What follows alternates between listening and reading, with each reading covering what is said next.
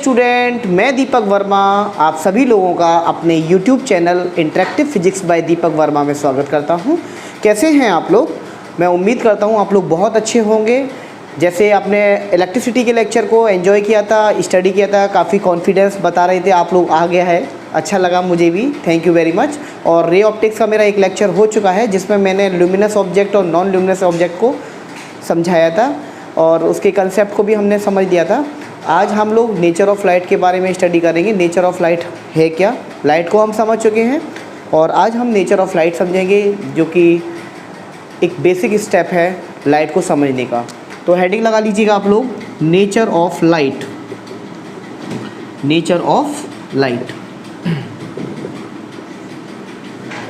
अब लाइट का नेचर किस तरह का है ये हमें यहाँ पर समझना है।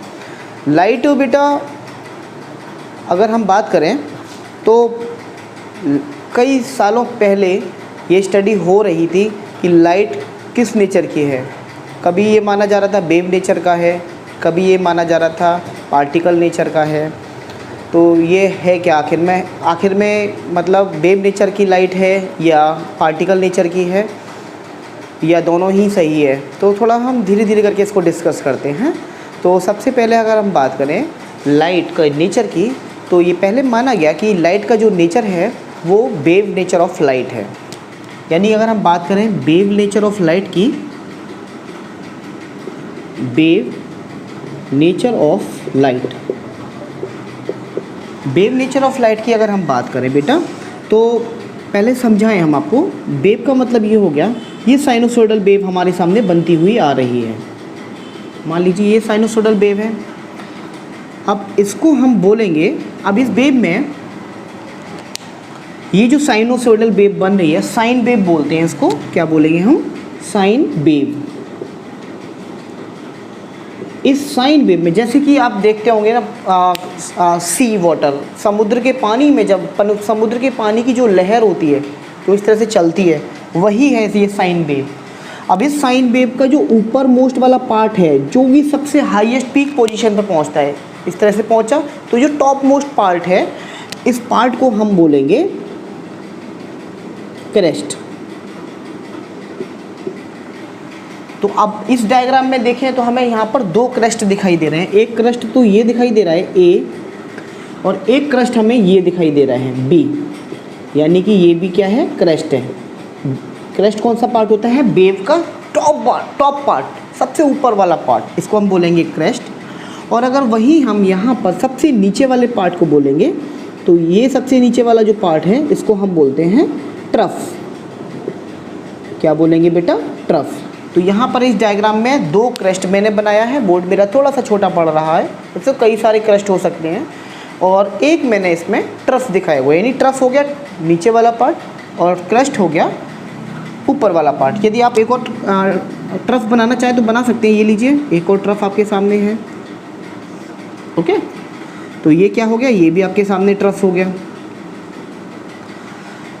तो मैंने दो क्रेस्ट दिखाए हैं आपके सामने और दो ट्रफ दिखाए हैं। तो आप लोग डायग्राम में बहुत अच्छी तरीके से देख सकते हैं ट्रफ और क्रेस्ट। अब अगर मैं बात करूं वेव नेचर में, तो वेव नेचर ऑफ लाइट का मतलब ये होता है कि जो लाइट है वो वेव की तरह ट्रेवल करती है। इस तरह से वेव की तरह वो ट्रेवल करेगी। यानी लाइट किसी भी सोर्स से इमिट होगी तो वो वेव की तरह चलेगी। ये वेव की तरह दिखाई दे रही है, तो इस नेचर को क्या बोलेंगे हम? Wave nature of light. Wave nature of light में ध्यान रखना, दो कंसेक्यूटिवली क्रस्ट या दो कंसेक्यूटिवली ट्रफ, दो कंसेक्यूटिवली क्रस्ट या दो कंसेक्यूटिवली ट्रफ। यहाँ में दो कंसेक्यूटिवली ट्रफ कौन कौन से दिखाई दे रहे हैं? सी और डी। या तो हम बात करें ए एंड बी की, जो कि हमारे सामने क्या है? क्रस्ट है, और सी एंड डी जो हमें दिखाई दे रहा है वो है हमारे सामने ट्रफ। तो या तो दो कंसेक्यूटिवली क्रस्ट ले लो या दो कंसेक्यूटिवली ट्रफ ले लो, कोई सा भी। पूरी वेव फिनोमेना में उन दोनों की डिस्टेंस को बोलेंगे हम wavelength. This is known as wave length.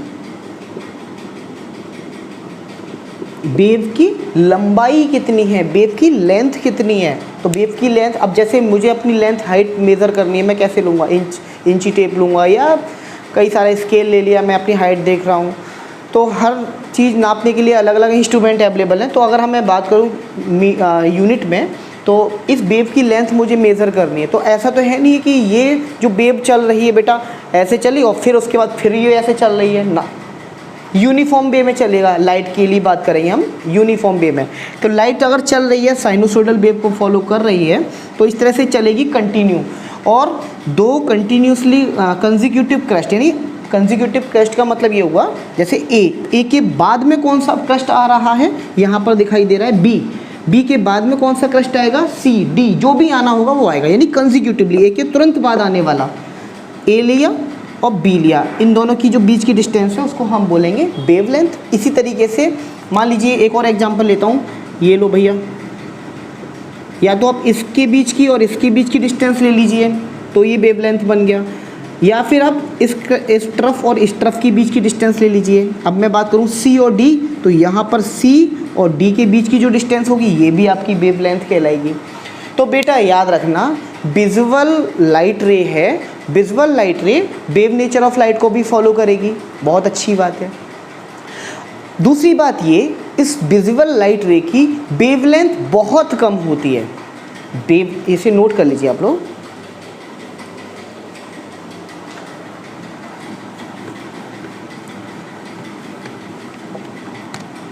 Wavelength जो मैंने अभी बताया है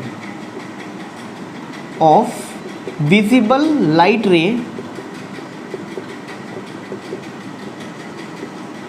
इज मिनिमम, बहुत कम होती है। कितनी रहेगी, 4 से लेके लगभग 4 से लेके 7 इंटू 10⁻⁻7 मीटर तक रहेगी, लगभग 7 इंटू 10⁻⁻7 तक रहेगी। यानी हम बोलें 4 से लेके 7 इंटू 10⁻⁻7 मीटर तक इसकी वेवलेंथ रहती है। ये बात आप बिल्कुल ध्यान से समझ लीजिएगा, यानी कि ये बहुत कम हो गई वेवलेंथ, यानी कि बहुत कम हो गई। इसका मतलब क्या हो गया, वेवलेंथ कम है तो कैसे चलेगा लाइट रे। मान लो ये सोर्स है, मान लो कैंडल है सपोज दैट आपकी, मैं एक एग्जांपल समझा रहा हूँ, कैंडल से लाइट रे चली तो कैसे चलेगी, बिल्कुल जल्दी जल्दी जल्दी जल्दी, ऐसे पल्स चलती है ना, ये बिल्कुल जल्दी जल्दी चल रही है। यानी कि कितना, ये डिस्टेंस कंसेक्यूटिवली क्रस्ट के बीच में, कंसेक्यूटिवली ट्रफ के बीच में लगभग 4 से लेके 7 इंटू 10⁻⁴ से लेके 7 इंटू 10⁻⁻7 मीटर तक होना चाहिए। तो ये तो हो गया, यहाँ पर हमने बात की वेवलेंथ। तो वेवलेंथ इसकी बहुत कम है। अगर वेवलेंथ कम है तो ऑटोमेटिकली बच्चों ये याद रखना, फ्रिक्वेंसी हमेशा ज़्यादा होगी। यानी अगर मैं बात करूँ फ्रिक्वेंसी, ये दोनों पॉइंट आप नोट कर लीजिएगा, ऑफ विजिबल लाइट रे इज मैक्सिमम। जब वेवलेंथ कम है तो फ्रीक्वेंसी उसकी ऑटोमेटिकली कैसे होगी, मैक्सिमम होगी। फ्रीक्वेंसी 1 सेकेंड में कितनी उसने साइकिल कंप्लीट करी है, पर यूनिट टाइम में उसने कितनी साइकिल कंप्लीट करी है। लगभग ये अगर मैं बात करूँ डेटा की, तो लगभग 4 से लेके लगभग ये भी 7.5 या 7.6 बोल सकते हैं, इंटू 10⁻14 हर्ट्ज़ तक रहती है। यदि हमें बात करूँ 4 से 7.6, 4 इंटू 10⁻14 भी हो सकती है, 5 इंटू 10⁻14 भी हो सकती है, लेकिन मिनिमम 4 है एक्यूरेट डेटा। अगर मैं बात करूँ तो 4 से लेके 7.6 इंटू 10⁻14 हर्ट्ज़ तक इसकी फ्रिक्वेंसी रहती है। यानी फ्रिक्वेंसी विजिबल लाइट रे की बहुत ज़्यादा होती है। तो यहाँ पर मैंने समझा लाइट रे की 2 प्रॉपर्टियाँ निकल के आई। पहली लाइट रे की प्रॉपर्टी ये निकल के आई कि इसकी वेवलेंथ जो है बहुत कम होगी। मैंने डेटा लिखा है 4 इंटू 7 इंटू 4 से 4 to 7, इसका मतलब क्या है 4 to 7, 4 से लेके 7 इंटू 10⁻⁻7 मीटर तक होगी। यानी कि एक बहुत कम होगी वेवलेंथ। वेवलेंथ कम होने का मतलब ये लाइट रे बहुत फास्ट चल रही है, और उसकी फ्रिक्वेंसी भी देख लीजिए बहुत मैक्सिमम है। तो ये बात क्लियर हो गया, नोट कर लीजिए आप लोग इसको। थोड़ा सा पढ़ाई कर लो बेटा। रे ऑप्टिक्स अब स्टार्ट कर दिया, तो रे ऑप्टिक्स के वीडियो को कंटिन्यू सीरीज वाइज मैं बना दूंगा, तो सीक्वेंस वाइज आप इसको नोट कर लीजिए और देखते रहिए। अगर एक भी लेक्चर आपने मिस किया तो हो सकता है आपको बाउंस भी करने लग जाए।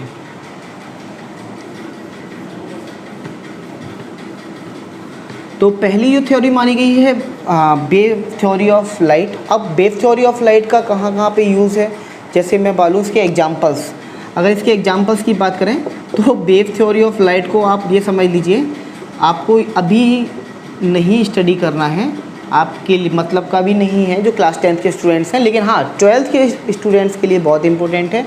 जैसे हम बात करूँ interference, polarisation,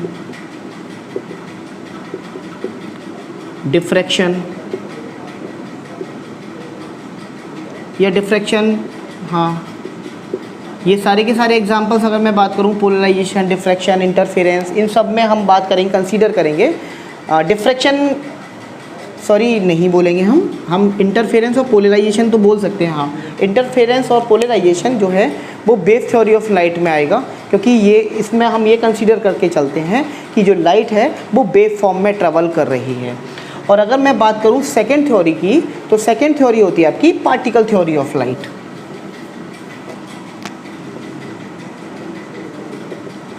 particle theory of light. अब पार्टिकल थ्योरी ऑफ लाइट का मतलब क्या हुआ? अच्छा बेटा, इससे पहले वेव थ्योरी ऑफ लाइट में अगर मैं बात करूं तो वेव थ्योरी ऑफ लाइट ये भी कहती है कि जब लाइट रे प्रोपोगेट होती है तो उसको किसी भी मीडियम की ज़रूरत नहीं होती है, ना सॉलिड, ना लिक्विड, ना गैस, कोई भी मीडियम की ज़रूरत नहीं, कोई भी मटेरियल मीडियम की ज़रूरत नहीं है, वो ऑटोमेटिकली वो मतलब चलेगी विदाउट मीडियम।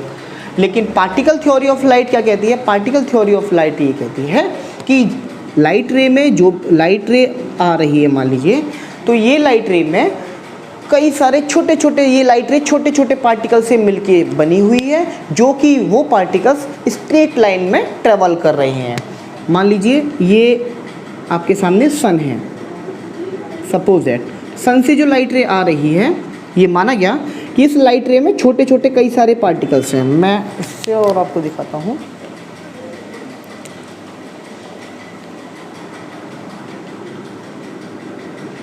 ये कई सारे छोटे छोटे पार्टिकल्स हैं। ये क्या है? अगर मैं बात करूँ, ये क्या है? पार्टिकल्स। लाइट जो है पार्टिकल से मिलके बना हुआ है, छोटे छोटे छोटे पार्टिकल्स से।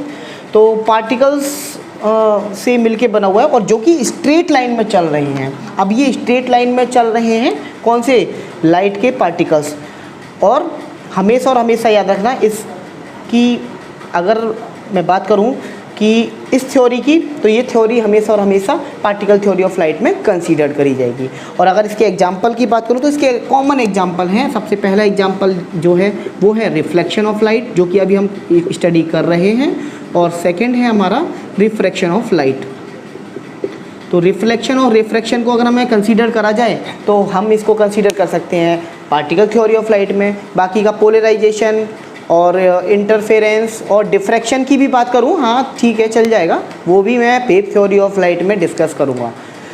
तो बेटा ये थे आपके पार्टिकल थ्योरी ऑफ लाइट और वेव थ्योरी, यानी कि हम बोल सकते हैं लाइट दोनों नेचर को फॉलो कर रही है, वेव थ्योरी को भी फॉलो कर रही है और light theory of particle theory of light को भी फॉलो करी। तो यानी कि लाइट का जो है मैं बात करूं तो दोनों नेचर है, ड्यूल नेचर है, लाइट जो है ड्यूल नेचर की है और दोनों प्रॉपर्टीज़ को वो फॉलो कर रही है। और अगर मैं मॉडर्न थ्योरी, जो क्वांटम थ्योरी ऑफ लाइट की बात करूं, तो मॉडर्न थ्योरी ऑफ लाइट जो है वो इन्हीं को फॉलो करती है, यानी कि बोलें तो वो ड्यूल थ्योरी ऑफ लाइट को फॉलो करती है। लाइट का जो नेचर है वो ड्यूल है, ड्यूल थ्योरी ऑफ लाइट। जो मॉडर्न थ्योरी है वो क्या कहती है कि लाइट में ड्यूल नेचर है, वो उसमें प्रोपोगेशन वाली भी थ्योरी है, दैट मीन वेव थ्योरी भी है, और स्ट्रेट लाइन में चलने की भी थ्योरी है, दैट मीन पार्टिकल थ्योरी भी है। तो आई थिंक आप लोगों को ये लाइट के दो नेचर मैंने जो समझाए हैं, एक तो वेव नेचर और आपको सेकंड नेचर जो है वो पार्टिकल नेचर है, ये दोनों मैंने नेचर समझा दिए हैं। नेक्स्ट लेक्चर में हम रिफ्लेक्शन के कुछ लॉज स्टडी करेंगे, और अगर टाइम मिला मुझे तो मैं प्लेन मिरर से किस तरह से रिफ्लेक्शन होता है वो भी मैं आपको समझा दूंगा। Thank you very much.